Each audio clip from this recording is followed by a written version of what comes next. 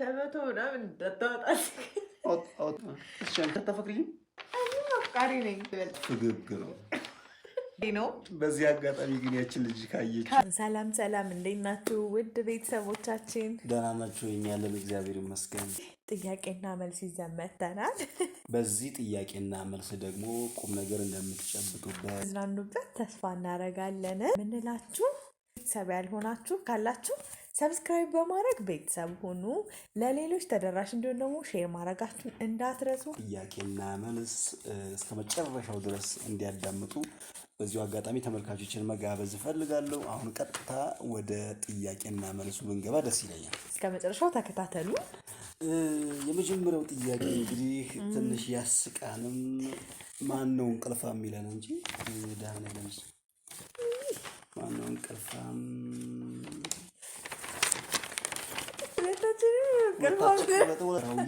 ምናምን በጣም ዝይ ከተለየ የመኪና ጉዞ በጣም ያደክማል። እንቅልፋም ነኝ እኮ እኔም፣ ግን ካንተ ግን አልሻልም። መድኃኒዓለም ትችያለሽ። ተመልካቾች ፈረስ ጉልበት ናት ማሂ፣ ፈረስ ጉልበት እግዚአብሔር።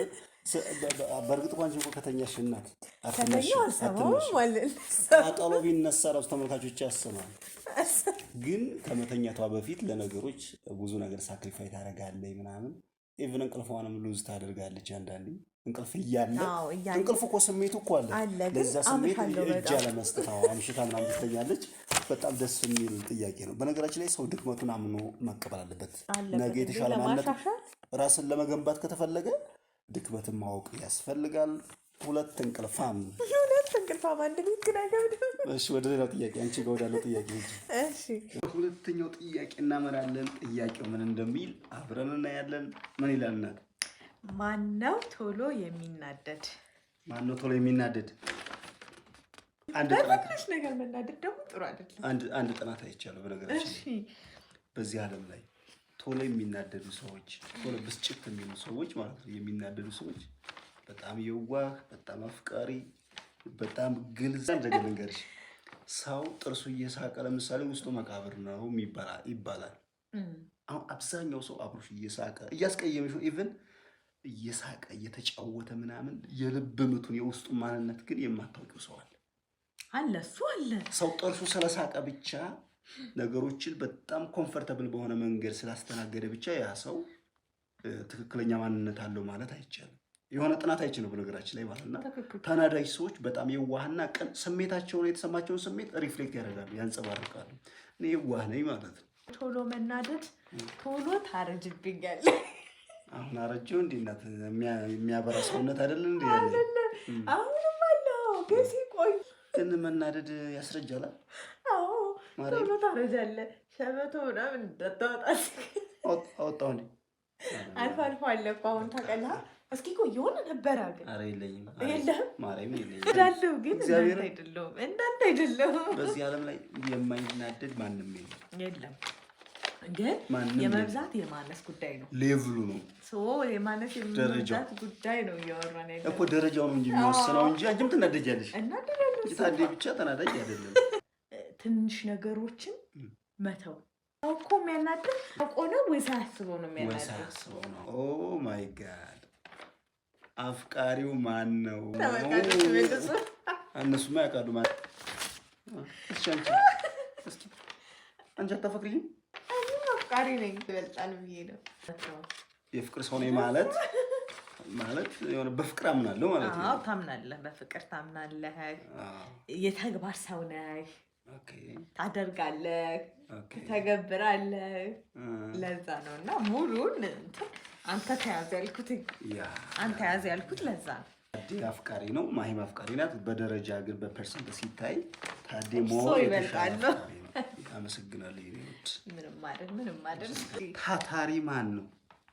ማነው ታታሪ?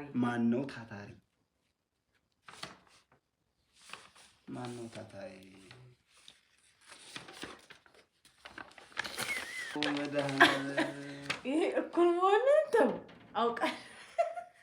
አሁን እኔ ከኔን የሚበልጠውን ነው ማውራት ያለብን እኮ። ታታሪ አይደለሁም እንዴ? እኔ አይደለሁም ነሽ እና እኮ አይደለም። እኔም ታታሪ ነኝ፣ አንቺም ታታሪ ነሽ። የሚበልጠውን ነው መናገር ያለብን አይደል? አፍቃሪ የሚለውን አንተ ነህ የምታፈቅረው። ታታሪ ነኝ ማለት ማሂ ታታሪ አይደለችም ማለት አይደለም። ስለዚህ በዚህ እንስማማለን። እኔ ታታሪ ነኝ፣ አንተ ታታሪ ነሽ። ማን ነው ትዕግስተኛ?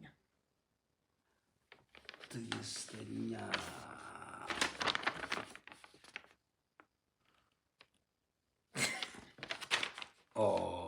እናት እዚህ ጋር ነው ያልስማማ። እንዴት? እኔ በነገራችን ላይ ትዕግስት በዚህ ዓለም ላይ በጣም ውድ ነገር ነው። በነገራችን ላይ በአሜሪካ ግዛት ውስጥ አንድ ግዛት ውስጥ ማለት ነው በጣም ሪሞት ኤሪያ ከአሜሪካ ወጣ ብለሽ ሂስቶሪካሊ ነው በታሪክ ያየሁት ማለት ነው። በጣም አንድ ትልቅ ተራራ ውስጥ የወርቅ ማዕድን ተቀብሯል። ያ ወርቅ ማዕድን ከተቀበረ በኋላ ዘመናት ብዙ ጄኔሬሽን አለፈ። እዛ ተራራ ውስጥ ግን የወርቅ ማዕድን ተቀብሯል። ሰዎች እዛ ተራራ ውስጥ ማዕድን እንደተቀበረ መረጃ ይደርሳቸዋል። እዛ ተራራ ውስጥ ሰዎች ማዕድን ወርቅ እንደተቀበረ ይሰማሉ። ከጊዜ ወደ ጊዜ እዚህ ተራራ ውስጥ ማዕድን ተቀብሯል፣ ወርቅ አለ የሚባለውን ኢንፎርሜሽን ዘመንን እየወለደ ዓመታት እየተቆጠሩ ሰው እየሰማ ከትውልድ ወደ ትውልድ ማለት ነው። ከዛ በአንድ ወቅት የሆኑ ግለሰቦች ተሰባሰቡና ተራራውን መቆፈር ጀመሩ። ማዕድን በስንት ኪሎ ሜትር ርቀት ወደ መሬት ይገኝ፣ ቅርብ ይሁን ሩቅ ይሁን የሚታወቅ ነገር የለም። ግን ወርቅ አለ የሚለው መረጃ ግን አለ አእምሯቸው ውስጥ። ሲጭሩ ግማሹ ተስፋ ሲቆርጥ ሲሄድ፣ አንደኛው ሲጭር ሲቆፍር ተስፋ ሲቆርጥ ሲሄድ፣ አንደኛው ቆፍሮ ላቡን ጉልበቱን በጣም ሁሉን ነገር ጨርሶ ምናምን መጨረሻ ተስፋ ቆርጦ ሲሄድ፣ ሰዎች እየሞከሩ ሲሄዱ እየቆፈሩ ማለት ነው ብዙ ዋጋ ከከፈሉ በኋላ 95% የሚሆኑ ሰዎች በሙሉ ተስፋ እየቆረጡ ይሄዳሉ። ከዛ ሁሉ ቆፋሪ አንድ ሰው ብቻ የተገኘ እስከ መጨረሻው የህይወት እቅታ ድረስ ቆፍሮ የማዕድኑ ባለቤት የማዕድኑ ወራሽ የሆነው አንድ ሰው ብቻ ነው። ለምን ቢባል እዚህ ዓለም ላይ ፈጣሪ ሲፈጥረን ሁሉንም ሰው እኩል አድርጎ ነው የፈጠረው። ትልቁን ልዩነት የምናመጣው እኛ ነን። ለምሳሌ 42 ኪሎ ሜትር የሚሮጡ ሯጮች የመጀመሪያው ዙር ላይ ሁሉም የሚያሸንፍ፣ ሁሉም ስኬትን የሚጎናጸፍ፣ ሁሉም ወርቅን የሚሸለም ነው አይደለም የሚመስለው? የመጀመሪያው ዙር ላይ ማለት ነው። መጨረሻ ላይ ግን የሚሸለሙት ስንት ሰዎች ናቸው? 3 ሰዎች ብቻ ናቸው። ግን የመጨረሻው ዙር ላይ ለመድረስ ጉልበትን፣ ኢነርጂን፣ እውቀትን መጠቀም ያስፈልጋል። ስለዚህ እስከ መጨረሻው የጸና መጽሐፍም እርሱ ይድናል ይላል መጽሐፍም ራሱና እስከ መጨረሻው በሩጫው ውድድር ላይ የጸና ሰው ዋንጫውን ወርቁን ይወስዳል ማለት ነው። ስለዚህ ትዕግስት የሚባለው በጣም ትልቁና መሰረታዊ ነገር ነው። በነገራችን ላይ ሰው ትዕግስት ካለው መከራውን፣ ችግሩን፣ ማጣቱን፣ ፈተናውን ኤቭሪቲንግ ማለፍ ይችላል። ትዕግስት የሌለው ሰው ማለፍ አይችልም። አንድ ስንዝር አንድ እርምጃ ማለፍ አይችልም እና ተኛናት ብዬ አስባለሁ። በነገራችን ላይ አንተ ነህ ለመሰለ አንተ እስከ ዛሬ ድረስ ታግሰህ እኔን ጠብቀኸኝ ተጋብተናል። ከዚህ በላይ ትዕግስተኛ ነህ? ከታሪካችን አንጻር ስታየው ማለት ታጋሽ ነው። ስለዚህ ለአንተ ነው።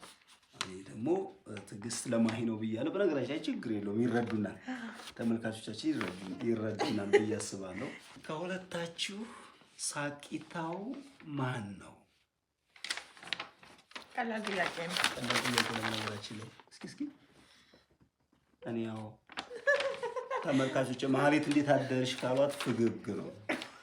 በእያንዳንዱ ማይክሮ ሰከንድ መሳቅ የሚያስደስታት ሴት በምድራችን ማህሌት ናት ለኔ ማርያም። አዎ አይ የሆነ ጊዜ እኮ ተመልካቾች ራሱ ምን ዝም ብላ ነው የምትስቀው? እስኪ ምን አረቀስ ምንድን ነው የምትገለፍጠው ያለቻለች ኮሜንት ላይ የሆነ ጊዜ ኮሜንት ላይ እንደዛ ብላችሁኛል። ምንም ላደርግ አልችልም፣ ባህሪ ነው። በዚህ አጋጣሚ ግን ያችን ልጅ ካየሽው ይሄን ንግግር ካያችሁ ምንድን ነው 10 ጊዜ የምትስቂው አትገልፍጪ የሚል ኮሜንት አይቼ ተመልካቾች እኔ ቢያስቅም ባያስቅም ያስቀኛል። ግን እኮ በነገራችን ላይ ሳቅ ኒውሮናችን የሰውነታችን ኒውሮን በጣም ሪፍሬሽ የሚያደርግ የሚያዝናና እድሜን ይጨምራል። ታውቂያለሽ ሳይንቲፊካሊ ካወራን እንደ ሳይንስ ሳቅ በጣም መሰረታዊ ነገር ነው። ድብርት፣ ስትረስ ምናምን እኔ ችግር ምናምን ይቀርፋል። በነገራችን ላይ ከሰዎች ጋር ያለሽን ሪሌሽንሺፕ ባይ ዘ ዌይ በዚሁ አባባል ፈገግታ ወይንም ሳቅ ምጽዋት ነው ይላል። አሁን እስኪ ማንም ሰው በዚህ ዓለም ላይ አሁን ፈገግታን እንደ ምጽዋት የሚቆጥር ሰው አለ? የለም። ግን ፈገግታ ትልቁ ስጦታ ለሰው ልጆች በነፃ የምንለግሰው የፊታችን ፈገግታ ነው። ሰው ጋር ስትኖሩ ፈገግ በሉ። ምናልባት ፈገግ የማያስብል ነገር ባይኖርም ከልብ ግን ፈገግ ማለት ያስፈልጋል። ስለዚህ ማሂ እንግዲህ እንደምታውቋት ተመልካቾቼ መሳቅ ነው። ጥርሷ ቆንጆ ስለሆነ ይመስለኛል። ግን የምስቀው ጥርስሽ ቆንጆ ስለሆነ ነው። ጅልም ቢሆን መሳቅ ይቀር። ሳቂታ ነች። በጣም የሚስቅ ሰው ደስ ይላል። ባይዙ የሚስቅ ሰው አበዛሁት መሰለኝ። እንግዲህ ምን ላደርግ አልችልም። እስኪ ቀንሰዋለሁ። አትገልፍጭ ትባልሽ እኮ እያበዛሽ እኮ ነው። እያበዛሁት። ማን ነው ታዛዥ?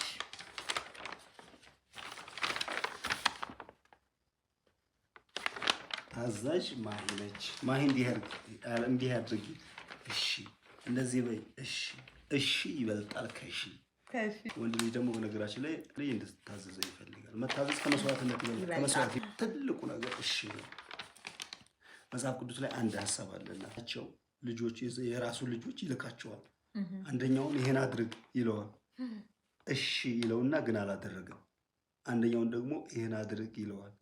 አላደርግም ብሎ ግን አደረገ። ፊነት በትክክል የተወጣው አላደርግም ብሎ ግን መጨረሻ ላይ ኮንስኮንስ ውጤት ነው የሚታየው። አላደርግም ብሎ ያደረገው ሰው ነው።